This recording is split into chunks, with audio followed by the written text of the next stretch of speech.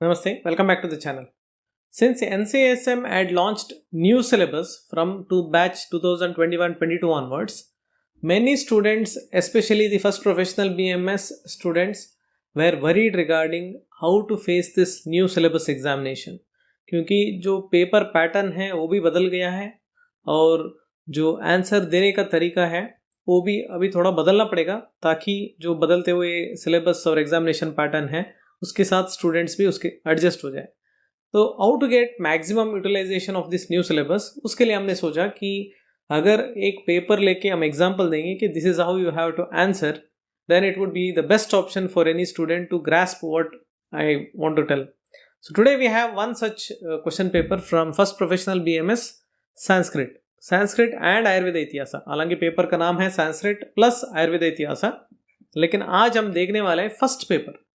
जो first paper NIE Jaipur में इस साल जो अभी अगस्त 2023 में कंक्लूड हुआ है थियरी पेपर, उसमें जो फर्स्ट पेपर दिया गया था उसको हम ईच एंड एवरी डिटेल को देखने वाले हैं कि क्वेश्चन पेपर में क्वेश्चंस कैसे आया, MCQ से लेके शॉर्ट आंसर्स लेके और लॉन्ग आंसर्स तीनों हम देखने वाले। आंसर्स भी देखने वाले अलॉन्ग विथ की, थोड़ा बहुत जहाँ पर एक्सप्लेनेशन की ज़रूरत है I will be giving then and there. और इस तरह का जो पैटर्न है फॉलो किया गया है जो NCSM ने गाइडलाइंस के अनुसार दिए थे। MCQ पहले 20 क्वेश्चन होंगे, so it will consist of 1 mark questions into 20। Answers will already be there, you have to choose the right answer 20। Short answer questions will be 8 in number, each question carrying 5 marks, so you will get ultimately 40 marks there. And lastly the 4 questions will carry 10 marks, so that will be coming up to 40 marks. Totally the paper is out of 100 marks. तो यहाँ पर जो MCQ से हम शुरू करेंगे उसके साथ कुछ सूत्र देखेंगे, पाणिनीय सूत्र जो आंसर की के रूप में हमें मदद देता है। So we'll start with the MCQ part. The first question, which of the following is the last Maheshwar सूत्र? जो माहेश्वर सूत्र है आपको पता है 14 माहेश्वर सूत्र हैं, उनमें से कौन सा है जो सबसे last? So I will be translating the question in Hindi as well so that audience में बहुत सारे लोग जो हिंदी में सुनना चाहते हैं वो भी सुन सकें। Of course English will be there, so anybody watching this video will be able to understand. तो यहाँ पर ABCD जो ऑप्शन आप देख रहे हैं ये सारे प्रत्याहार, अलग अलग प्रत्याहार और सूत्र है, माहेश्वर सूत्र है। तो माहेश्वर सूत्र अगर आप देखेंगे जो 14 है, स्टार्टिंग विथ अ ही उण टिल ऋक ए ओंग, so until last one that is अल दैट इज हल। तो क्वेश्चन क्या था, which of the following is the last माहेश्वर सूत्र? अगर आप ऑप्शंस देखेंगे रिल रिकी that is the second one, ए ओछ that is the fourth one, then you have आई ओछ, देन क प य that is part of that सूत्र that is 12th one, then the last one al. So 14th should be the answer because the last Maheshwara Sutra is 14th which ends as al. So your answer will be al. So this is in relation to first MCQ. Second MCQ था the number of vowels in Maheshwara Sutra. Again Maheshwara Sutra में कितना vowels है वो हमें ढूंढना है। यहाँ पर वर्णमाला में नहीं पूछा गया है। You have to remember they have not asked regarding the वर्णमाला, they have asked in specifically Maheshwara Sutra. So again go back to the Maheshwar Sutra. You have 14 sutra out of which first 4 a I una ril rik e ong I oucha, these are the ones which come under the vowels ach, and if you leave out the last letter which will have the it sangya, you will have a I u ril r e o I o. These are considered to be the vowels in Maheshwar Sutra. Your answer will be 1 2 3 4 5 9 should be the answer, which is option number D. I think you got the answer. Now what is the उच्चारण स्थान of a and क वर्ग? अ और क वर्ग का उच्चारण स्थान क्या है, यह कौन सा है? तालु है, मूर्धा है, कंठ है, दंत है? तो ये डायरेक्ट क्वेश्चन है। अ कुह विसर्जनीय नाम कंठ, अ से लेके लास्ट तक विसर्ग तक कंठ इज द स्थान, ये आप जानते हैं, तो कंठ आपका आंसर रहेगा। So now onwards I will not explain in depth, wherever सूत्र is there you will be able to understand easily, will directly go through those answers. The number of आभ्यंतर प्रयत्न, जैसे आपको ऑप्शंस मिल रहा है 4 5 11 and 12, most probably you will get confused between 5 and 11 because there are two prayatna, one is abhyantara, other one is bahya. So abhyantara are 5 in number, sprishta, ishat sprishta, vivrita, ishat vivrita and samvrita, ये तो आप जानते ही हैं, तो your answer will be 5. And next question was in relation to bahya prayatna. So students were lucky to get, जैसे दोनों question आ रहे हैं तो स्टूडेंट्स लकी ही होंगे क्योंकि एक पता है तो दूसरा वैसे आप अपने आप समझ में आ जाएगा। देयर आर 11 टाइप्स ऑफ बाह्य प्रयत्न. द क्वेश्चन इज बाह्य प्रयत्न, जैसे विवार, संवार, श्वास, नाद, घोष, अघोष, अल्प प्राण, महाप्राण, उदात्त, अनुदात्त, स्वरित. तो लास्ट वन इज स्वरित. 11 आर सेड टू बी बाह्य प्रयत्न. Your answer will be B. Who is having प्रगृह्य संज्ञा? प्रगृह्य संज्ञा, बहुवचनांत, ईकारांत, उकारांत. You can see the options here. First thing, whenever you get MCQ in Sanskrit, आपको माहेश्वर सूत्र और बाकी जो पाणिनीय संज्ञा प्रकरण में जो भी सूत्र है ज्यादातर वहां से ही देखने को मिलेगा. जैसे ही आपको समझ में आ गया कि क्वेश्चन प्रगृह्य संज्ञा के बारे में है, आपके मन में आप उच्चारण कीजिए प्रगृह्य संज्ञा का सूत्र. सूत्र क्या है? ईदूदे द्विवचनम प्रगृह्यम, ये इसका सूत्र है. ईद ए द्विवचनम. तो यहाँ पर दीर्घ इकारांत, दीर्घ उकारांत, एकारांत, when they are in द्विवचन रूपा, they are said to be having the संज्ञा ऑफ प्रगृह्य. तो आपके पास जो ऑप्शन है वो आपका भी रहेगा, इकारांत, उकारांत, एकारांत, द्विवचनांत. So that is why B will be the answer. So that is प्रगृह्य संज्ञा. नाउ विच इज हैविंग इत संज्ञा विथ अलंत्यम सूत्र. अलंत्यम सूत्र, जैसे इत संज्ञा देने वाले सूत्र बहुत सारे हैं, जैसे स्वर, व्यंजन, लिंग और दीर्घ स्वर यहाँ पर दिया हुआ है. अलंत्यम सूत्र में, इन केस ऑफ अलंत्यम सूत्र, which letter is going to get इत संज्ञा? That is the question. For that again Panini के जो सूत्र है उसको याद करो. अलंत्यम क्या है? उपदेशे अंत्यम अल्लिति. अलंत्यम सूत्र है, इसको सूत्रार्थ है अंत्यम अल्लिति. अंत्यम हल इत, अंतिम हल जो है उसको इत संज्ञा मिल जाएगा. सो अल्टीमेटली आपका आंसर है हल. हल इज नथिंग बट द व्यंजन. So that is why your answer will be व्यंजन. Next, which option is having संयोग संज्ञा? संयोग संज्ञा क्या है? अगेन बालक है, राम है, वात्स्यायन है या रमेश है. सो संयोग, जैसे आपको शब्द से ही समझ में आ रहा है, जो सूत्र है अलो अनंतरा संयोग. जैसे कोई अल वर्ण है, मीन्स हाफ, आधा वर्ण है, उसके बाद अगर स्वर आ गया तो वो पूरा हो जाएगा.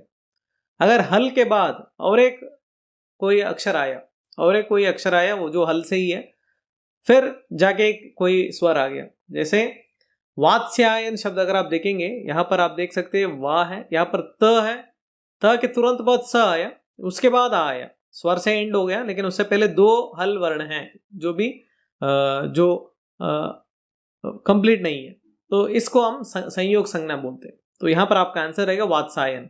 बाकी आप कहीं में भी देखिए दो जो व्यंजन के वर्ण हैं एक साथ नहीं मिल रहे, जैसे ब प्लस अ, ल प्लस अ, क प्लस अह. सो कहीं पर भी आपको दो व्यंजन एक साथ नहीं मिल रहे. Vatsyayan is the answer. संयोग संज्ञा. कौन सा शब्द यहाँ पर पद संज्ञक वर्ण से बना है? विच of the following is the group of पद संज्ञक वर्ण? सो पद संज्ञक वर्ण. सो यहाँ पर पद शब्द का जो सूत्र है आप जानते हैं, सुप्तिंतम पदम. सो पद will be obtained only after you add either सुप प्रत्यय और तिंग प्रत्यय. सुप प्रत्ययांत शब्द और तिंग प्रत्ययांत शब्द दोनों में कोई भी हो वो पद कहलाता है. आप यहाँ पर देखिए, you can see here Krishna, बालक, अरयः एंड फल. इन द कृष्ण, बालक एंड फल there is no here Pratyaya here. So it is not a complete word. It cannot be a Sanskrit word as such because suptintam or else tingtam padam. So they are not having any of those pratyaya. Ultimately arayah, that is having the sup pratyaya, that is eka, that is pratama vibhakti bahuvachana rupa. That sup pratyaya is applied there. That is why arayah will be the answer here. Next, time taken for rasva swara varna pronunciation. जैसे आपको पता है रस्व स्वर वर्ण एक मात्रा काला में कंप्लीट किया जाता है, दीर्घ 2 और जो प्लुत है वो 3 करके हम बोलते हैं. कारक कितने हैं? How many types of karak are there in Sanskrit grammar? Like 8, 9, 6 and 5. इसमें कोई कंफ्यूजन नहीं है बिकॉज विभक्ति 7 होते हैं, कारक 6 होते हैं. यहाँ पर you can see there is no option of 7 as well, so there is no confusion. Directly can put 6. अकथित छ is the sutra of which karak? You have 6 कारक, जैसे अभी भी मैंने कहा, कर्ता कारक, कर्म कारक, संप्रदान, करण, अपदान, अधिकरण कारक. दिस आर द 6 कारक. आउट ऑफ विच अकथित छ, ये जो सूत्र है it is related to which sutra, which karak? You have to remember that Panini sutra अकथितम च. उत्तर उसका जो एक्सप्लेनेशन है, अकथितम च यत् कारकम तत् कर्म संज्ञम भवति. So remember it is in relation to कर्म संज्ञम, which means it is the second कारक which is nothing but the कर्म कारक. ये सूत्रार्थ अगर आपको पता है तो आप इजिली इसको मार्क कर सकते हैं. अकथितम च. नेक्स्ट, त्रयाणाम गुणानाम समाहारः. इसमें कौन सा विभक्ति का इस्तेमाल किया गया है इन केस ऑफ त्रयाणाम? सो कोई कंफ्यूजन नहीं है इसमें. पंचमी, षष्ठी, तृतीया, द्वितीया में आप इजिली षष्ठी का रूप ठीक कर सकते हैं. नेक्स्ट, मोहनः अध्ययनात् पराजयते। अगेन अध्ययनात् में कौन सा कारक का प्रयोग है? See very carefully, sometimes they ask विभक्ति, समटाइम्स दे आस्क कारक। विभक्ति है तो प्रथमा द्वितीय इस तरह से आप देख सकते हैं, कारक है तो कर्ता कर्म, इस तरह से आप ऑप्शंस देख सकते हैं। सो अध्ययनात् is a part of the अपदान कारक, जैसे यहाँ पर आप सी ऑप्शन में देख सकते हैं। So that will be the answer. Next, बालकः डैश विवेति। सो बालकः डैश विवेति। Now you have to fill the blank with the correct answer. Simhat, simhasya, chauram and rama. Now whenever you have bhaya shabda, जैसे बिब, विवेति, or you can say बिभेति, bhayam or bhitah, all these words represent bhaya. Whenever there is bhaya shabda in any Sanskrit sentence, usually it will be panchami or apadana. This is the sutra bhitrarthanam bhaya hetu. So यहाँ पर अपादान कारक लगेगा, that is why you will have simhat. Even in case of tatpurusha samasa, panchami bhayena, there also panchami tatpurusha samasa as bhaya as its important characteristic feature. So that's why simhat viveti. Now क्रीडितुम, इस terminology में ये जो term है इसमें कौन सा धातु है, कौन सा प्रत्यय है? सो तुमुन प्रत्यय है, ये क्लियरली दिख रहा है। तुमुन, तुम शब्द है ending with, and of course जो धातु है sometimes you may get confused what is the exact धातु, but here if you see the options A B C D, only D is having क्री, different Pratyaya, I mean different धातु, rest all of them are having creed धातु. That is why you won't have any confusion, because it is not Kshatri Pratyay, so your D option is eliminated. And you know it is Tumun Pratyay, so C which is the Tumun Pratyay, only B is the option. And since A, B, C all are having same Dhatu name, Creed, so you won't have any problem here. So the important message is sometimes the options are very weak. Options कई बार weak हो जाते हैं, तो आप एक शब्द से ही पूरा आंसर पकड़ सकते हैं. That is how you can manage sometimes. Next, which Pratyay is used in Pataniya? Pataniya. सो यहाँ पर अनीय, अनीय शब्द से एंड हो रहा है तो अनीय प्रत्यय ऑब्वियसली बन जाता है. नेक्स्ट, इन लेखकः विच प्रत्यय इज यूज्ड? लेखकः, कारकः, all these terminologies will be having नुल प्रत्यय. नुल प्रत्यय में आपको वहां पर अक का आदेश होता है तो वो लेखक शब्द बन जाता है. इवन इन कारक you have null Pratyaya. Next, one more thing, in case of लेप प्रत्यय, इसमें अगर आप देखेंगे लेप प्रत्यय तो लगेगा नहीं, बिकॉज देयर इज नो उपसर्ग. क्षत्रिय प्रत्यय आप जानते हैं, अन या अत उस तरह से एंड होना चाहिए. तुमन में पटितुम इस तरह से एंड होना चाहिए. तो obviously null is the Pratyaya. Even if you don't know, somehow you can guess. If you know lep, kshatriya and tumun, still you can guess the answer here. Next, tatra krishnah sarpah as which visheshana shabda? Please remember they are asking visheshana shabda. Visheshana means not the visheshya, means the adjective word. Visheshana is the adjective.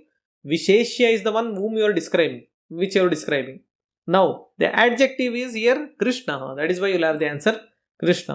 If the same question I had Visheshya as the question, your answer would have been Sarpa. Sarpa is the one which gets the adjective, but here is Visheshana, that is why the answer is Krishna. Of course it is asked from the context of the कर्मधारय समास, उस तरह से इस question को पूछा गया है. Another question, similar one, भोजनम मधुरम अस्ति. Now bhojana is madura in nature. Bhojana is the Visheshya and Madhura is its adjective. So here you will have the answer as Madhura. Question is same, Visheshana.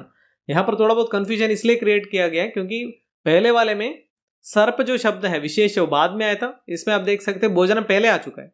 So in Sanskrit, you know, irrespective of the rearrangement of the words, the meaning will remain the same. Only thing you have to identify is आपको पहचानना है कि कौन सा शब्द का वर्णन किया जा रहा है और कौन सा शब्द से किया जा रहा है. जो शब्द से वर्णन किया जा रहा है वो है विशेषण, वही यहाँ पर क्वेश्चन में पूछा गया है. That is why you will have the answer as मधुरम. In previous case it is कृष्णम, कृष्णः. इस तरह से आपने एमसीक्यू जो 10-20 क्वेश्चन से देखे होंगे. लगभग मुझे लगता है 90% of the students should answer 90% of this questions. बाकी 10% हम छोड़ देते because they may not have studied और they may have some difficulty in understanding Sanskrit. अगर क्वेश्चन के स्टैंडर्ड या क्वेश्चन की जो सिंप्लिसिटी या हार्डनेस देखेंगे तो मुझे नहीं लगता कि एमसीक्यू जो है इतना मुश्किल थे, because you have the options as well. Option से भी कई बार वीक ऑप्शंस हटने की वजह से बिना जानते हुए भी आप इजीली मैनेज कर सकते हैं. So this is your this should be your prime strength. MCQ if you get 20 out of 20 or 19 out of 20, make sure that you are going to score very high in the examination. That is how it is going to end up. Now moving ahead in the short answer questions section. So as I already mentioned, यहाँ पर 8 questions रहेंगे और 5 mark के रहेंगे, तो total यहाँ पर 40 mark का एक स्कोप है.